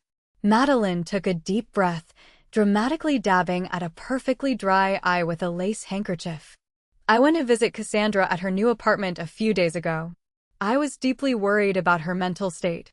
When I arrived, her door was wide open. I walked in and she wasn't there. But I saw this drive plugged into an open laptop. The screen was completely visible. I saw massive bank accounts. I saw millions of dollars being transferred. I was completely horrified that my own daughter was a criminal. I panicked and took the drive to safely preserve the evidence for the authorities. She looked over at me, fully expecting to see me crying, begging for mercy. Instead, I lowered my head, letting my hair fall forward to shadow my face. To the gallery, it looked like the posture of a completely defeated woman. But under the shadow, I allowed myself a cold, genuine smile. My mother had just officially testified, under federal oath, that she was in physical possession of stolen government materials. She had just handed the judge the very instrument of her own total destruction. The performance was flawless, but she had absolutely no idea she was joyfully reciting her own federal sentencing hearing. "Thank you, Madeline," Natalie said, turning to the judge with a triumphant smile. "We ask that the court officially review the contents of Exhibit A immediately." Judge Mitchell did not smile. He did not nod. He simply picked up the hard drive from his desk. What Natalie and my family did not realize was that Judge Mitchell had intentionally replaced his standard courtroom computer that morning with a highly secure, air-gapped federal terminal, specifically designed by the Department of Justice to safely process highly classified digital evidence without breaching network security. The entire courtroom was dead silent, save for the sharp, distinct click of the drive physically engaging with the USB port on the judge's hidden terminal. Judge Mitchell stared intensely at his monitor, his weathered face suddenly illuminated by the bright blue glow of the screen. He adjusted his spectacles, leaning in extremely close, acting as if he could not believe what he was seeing. For one agonizingly long minute, he said absolutely nothing. He simply scrolled. His eyes moved rapidly left to right, apparently reading the file names, scanning the embedded metadata, and noting the highly classified federal watermarks that were completely invisible to a standard hacker, but glaringly obvious to a federal judge with maximum clearance. The judge slowly stopped scrolling. His expression dramatically shifted from mild curiosity to a terrifying shade of stone-cold, righteous fury. The color seemed to drain from his face, out of sheer disbelief at the absolute, staggering audacity of the woman currently sitting in the witness box. He slowly lifted his heavy head and looked directly at Madeline. "Madeline," the judge said, his voice low and vibrating with intense tension. "I want to loudly remind you that you are currently sitting under federal oath. The legal penalties for perjury in my specific courtroom are extremely severe and absolutely immediate." Madeline sat up much straighter, completely mistaking his intense anger for outrage directed at me. "I fully understand, Your Honor. I have absolutely nothing to hide." The judge tapped his screen with a heavy finger. "You just stated for the permanent record that you personally retrieved this hard drive, you personally accessed these encrypted files, and you firmly believe the data contained herein is absolute evidence of a massive financial crime?" "Yes," Madeline replied, nodding eagerly. "It is massive money laundering, Your Honor. The millions of dollars speak for themselves. My daughter is a complete criminal, and this drive absolutely proves it." Judge Mitchell looked at Gregory, who was still smirking. He looked at Natalie, who was already mentally organizing her victory press conference. And then, he reached over to his control console and firmly pressed a single, heavy button. Instantly, a massive, high-definition projection screen descended from the ceiling directly behind the witness stand, completely blocking the wooden emblem of the state. The courtroom lights dimmed automatically, plunging the quiet gallery into a dramatic twilight. "Then let us show the court exactly what you found," the judge commanded. The spreadsheet Madeline had been so incredibly eager to expose appeared on the massive screen in blinding high definition. Columns of bright red numbers cascaded down the wall. Every massive wire transfer, every hidden offshore account, every illicit withdrawal was magnified 10 feet tall for the entire world to see. You identified these specific transactions as evidence of a massive crime. The judge's voice echoed off the wood paneling. And you are absolutely correct, Madeline.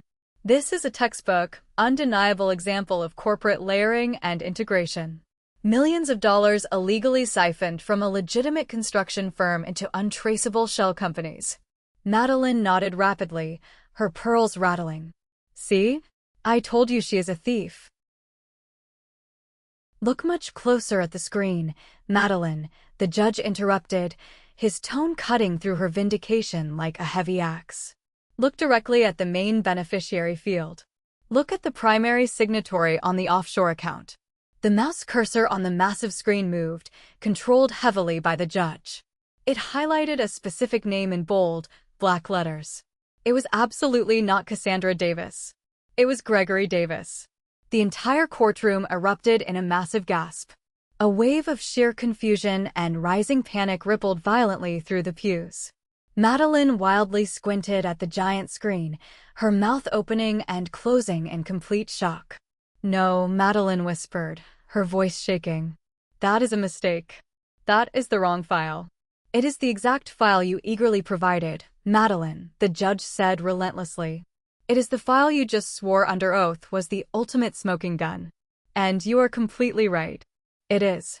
The cursor moved again, scrolling rapidly down to the absolute bottom of the document where the hidden file properties were listed.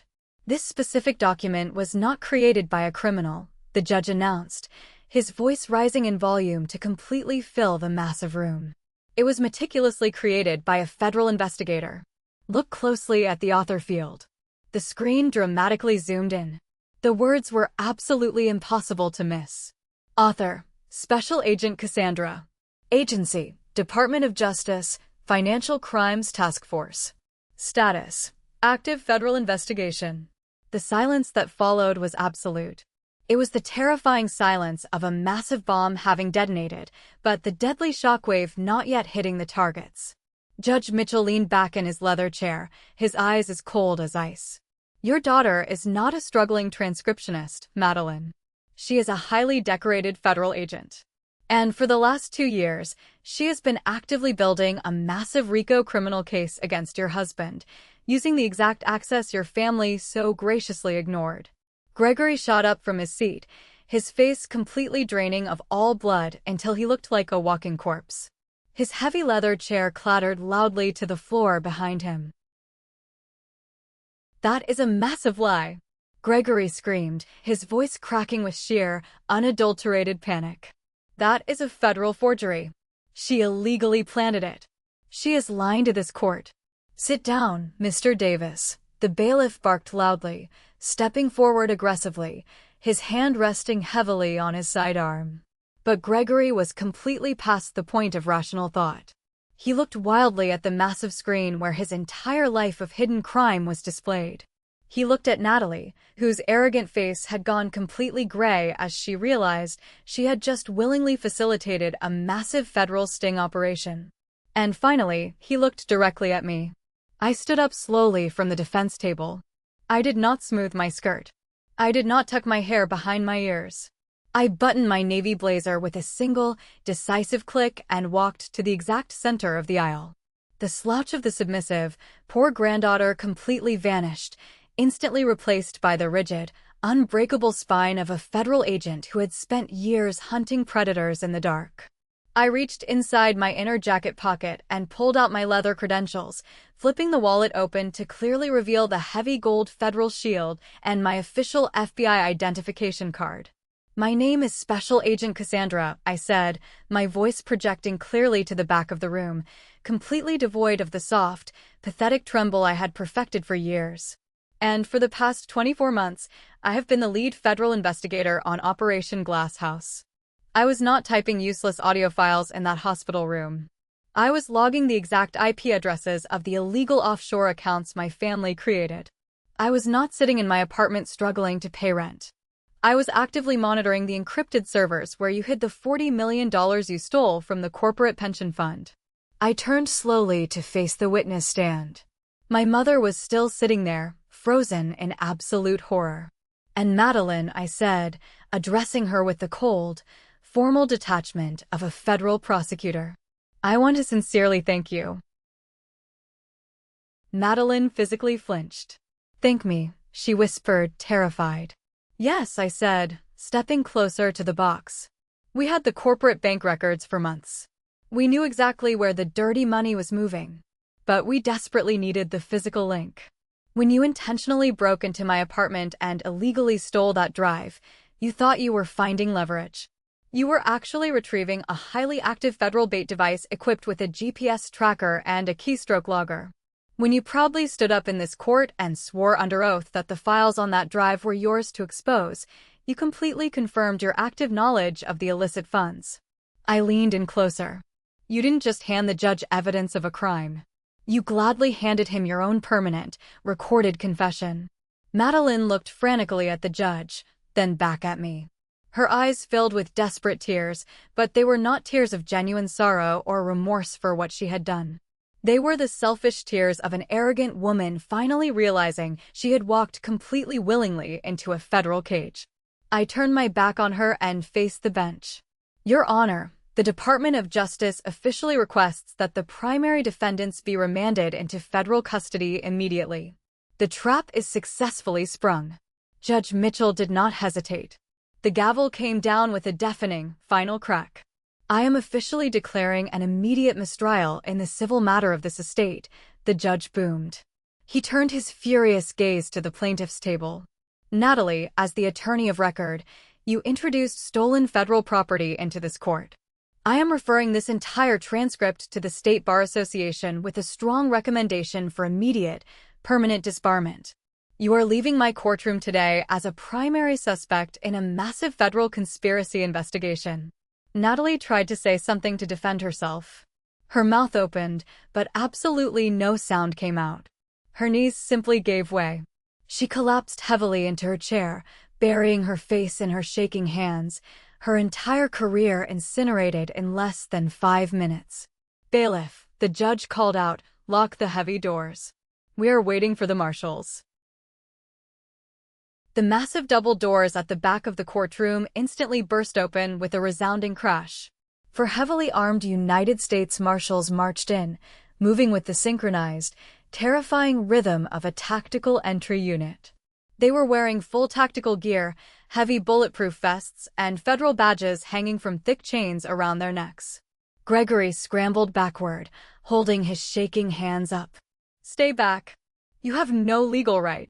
I demand to speak to my corporate attorneys. The lead marshal vaulted the low wooden railing, grabbed Gregory by the shoulder, and spun him around with brutal force, slamming his chest hard against the polished table. Gregory Davis, you are under federal arrest for massive wire fraud, corporate embezzlement, and conspiracy to commit money laundering. You have the right to remain completely silent.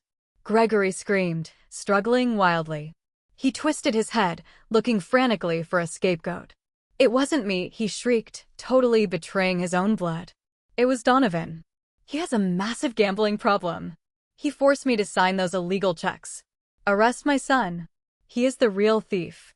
Donovan, hearing his own father offer him up to the federal government to save his own skin, let out a pathetic whimper. He didn't run. He simply slid out of his chair and crawled underneath the heavy table, curling into a tiny ball on the dusty floor, sobbing uncontrollably. The marshals clicked the heavy steel handcuffs onto Gregory's wrists, tightening them until he winced in pain. They hauled him roughly to his feet. He looked at me, huge tears ruining his expensive suit. Cassandra, please. Gregory begged. Tell them I am your father. You cannot let them take me to prison. I am not your daughter today, Gregory, I said, my voice cold and incredibly final. I am the lead witness for the federal prosecution. Get him out of my sight. As the marshals dragged Gregory and Donovan out the side doors, Madeline scrambled down from the witness stand. She ran toward me, desperately grabbing my arm. Cassandra, please, you have to stop this immediately, she gasped, her makeup completely ruined by her tears. They're going to seize the house. Where am I supposed to live? I swear to you I did not know the money was illegal. I am your mother. You have to fix this. I looked down at her hand, clutching my sleeve. The exact same hand that had stolen the drive. The same hand that had typed those vicious lies on social media to isolate me. I reached out and peeled her expensive fingers off my arm, one by one. I stepped back, creating a massive, unbridgeable chasm between us. 5 minutes ago, you proudly stood on that stand and swore you wanted to send me to federal prison for 20 years so you could keep your diamonds, I said, my voice devoid of any sympathy. You are not a victim, Madeline. You are an active accomplice. Save your fake tears. You are going to need them for your sentencing hearing. Call a public defender. I signaled to the marshal standing behind her, and he quickly took her arm, leading her away. The courtroom was finally, blissfully empty. 2 days later, the dust had barely settled when I walked confidently into the massive executive boardroom of Davis Construction for the absolute last time. The room was filled with the remaining corporate board members, men who had spent years gladly turning a blind eye to Gregory's massive crimes in exchange for fat bonuses. I did not sit down. I stood at the head of the table. Gentlemen, the federal government has officially seized all operational accounts due to the RICO investigation. However, my grandfather kept his personal holdings and the land deeds in a separate blind trust. A trust one now completely control as the 51% majority shareholder. A board member named Sterling cleared his throat nervously. Cassandra, we are fully prepared to work with you to aggressively rebrand the company and save the stock price. There will be absolutely no rebranding, I said, my voice echoing in the quiet room. I am not here to save this corrupt company. I am here to permanently bury it. Effective immediately, I am initiating the total liquidation of all clean assets held in the trust. The land, the heavy equipment, the intellectual property. It is all being sold. That is complete madness. Sterling protested. That is tens of millions of dollars. Every single cent from the massive sale will go toward establishing the Franklin Davis Foundation, I corrected him. It will be a nonprofit dedicated strictly to providing legal aid and financial restitution to the victims of corporate fraud. As for this board, your services are permanently terminated. Security will escort you out. I watched the arrogant men who had once looked at me with disdain be marched out carrying cardboard boxes. For the first time in years, the air in the room felt incredibly clean. The air outside the federal courthouse later that afternoon was crisp and bitterly cold. The heavy oak doors swung shut behind me. A chaotic sea of reporters and cameras surged against the police barricades below, waiting to catch a glimpse of the fallen Davis family being loaded into federal transport vans. I didn't slow down. I walked past the screaming reporters, my expression completely unreadable. I was no longer a part of their miserable, toxic story. A sleek, black government SUV idled quietly at the curb. I slid into the cool leather interior, and the heavy doors slammed shut, cutting off the noise of the flashing cameras. My FBI partner looked at me in the rearview mirror and handed me a thick, secure tablet. The director just sent this over. We have a massive new money laundering case in Chicago. I took the tablet, swiping the screen to open the new file. The past was permanently behind me, locked in a federal cell. Drive, I said, my voice steady and completely clear. We have a case to solve. Am I wrong for letting my own family walk blindly into a federal prison cell, or did they bring this absolute destruction upon themselves? Let me know your verdict in the comments. Thanks for watching this story of ultimate revenge. If you haven't subscribed yet, hit that button now to never miss out on our daily drama. See you in the next one.